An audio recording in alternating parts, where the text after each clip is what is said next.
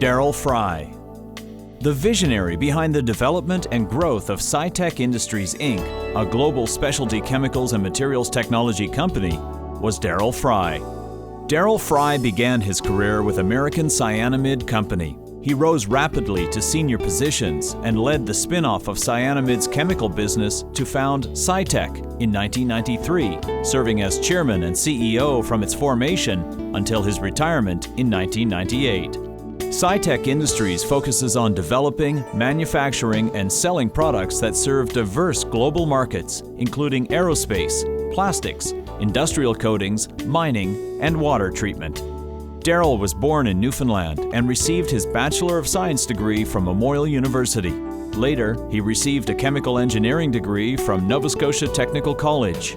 He was awarded an honorary Doctor of Laws degree from Memorial University and has served on the board of directors of Fortis Inc. Darrel is the co-founder of the Fry Family Foundation, an organization that contributes significantly to Newfoundland and Labrador.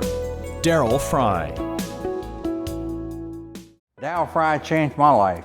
You know, I'm a union official and I worked with him when he came down from Canada, became superintendent of the acrylonitrile plant, and I got to know him on a personal basis. And when Darrel Fry tells you something, take it to the bank.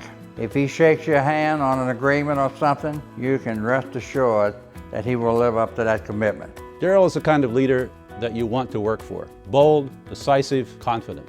I thoroughly enjoyed working for Darrel. He gave me tremendous development opportunities, and I learned so much from working with him and from observing him in action. Darrel became the CEO of this chemical company, and we separated from what was then one of the 50 biggest companies in America as a separate company.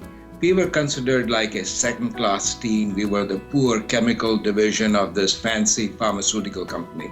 Darrel took the team that he inherited, the so-called has-beens, and he made us into a world-class team. That, to me, is what Darrel was. That he was the kind of leader who got the best out of every one of us. He made a lot of sense when he spoke to you. I wasn't used to someone speaking to me in that way and explaining things like he did, and I just listened. And then there was areas of my concern that where I disagreed, we discussed it. And he was the type that he could argue with you or discuss things with you and then have a cup of coffee after. He changed the way that I was thinking about the business. I put all my trust in him and it worked. Darrel Fry sets his mind to do something. He does it first class. And I'm just, I can't help but say how much respect that I have for him. The woman who used to run our business library, she reported to me, 55, 60, unmarried, had put all her stock in her 401k in the company stock. She came into me once about 3 years into this thing with a security statement saying, "Kumar, I'm a millionaire today."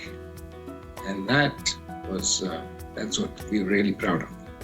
Dr. Marinas Los, a gifted scientist at Cyanamid, discovered an innovative new class of herbicides that became a real game changer in weed control in the late 1980s. In 1993, Marinas was presented the National Medal of Technology and Innovation by President Clinton. The ceremony at the White House was impressive, but Darrel decided to give Marinas a more celebratory recognition. Learning that Marinas' hobby was bird watching, Darrel arranged for Marinas to go to Newfoundland to watch some seabirds.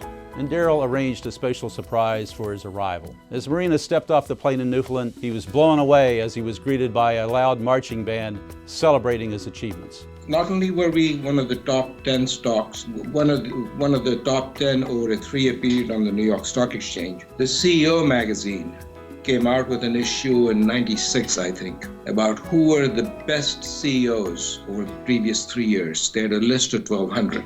Number 4 on that list was Darrel Fry. I think he is the first one from Newfoundland to be on that kind of a list. I think the others may have been back then Michael Dell and Bill Gates. So that was the kind of company he put us in.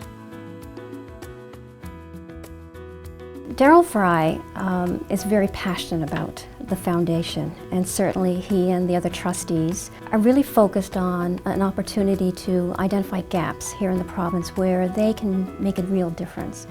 He takes a great deal of ownership of the projects that the foundation has undertaken, would like to understand where the impact is going to be, what the role that the Fry Family Foundation is going to play, and how it's going to have a lasting and sustainable impact for years to come. You know, this foundation sets itself apart, and it's not about just understanding that funding is required. It's about what their role is going to be and how they can play a significant role. So the impact that they've had on lives throughout the province in a number of different projects, particularly with the Iris Kirby House, with the Sexual Assault Center, the Agnes Pratt Home, and the Glenbrook Lodge. Also far-reaching into areas in Glovertown where they've had a significant involvement in the Glen Diamond Memorial Park there. For us, it's motivating, it's inspiring. I think for others it's the same, it's inspiring because they can understand what can be done, what can be achieved. The Fry Family Foundation, we wouldn't even call them a partner at this point. I think we would call them our friends. Marlene, you know, Darrel wanted to go home successful, and Darrel wanted to make you proud. And I know you are proud of him tonight because it is many days and nights that you stay at home by yourself or with the kids while he traveled to make things work. And the people at the plant will never forget him. In fact, they have the entry street going into the plant at Fauché. They call it the D.D. Fry walkway into the plant. And you know, D.D. Fry had a way of doing things, and he did them well.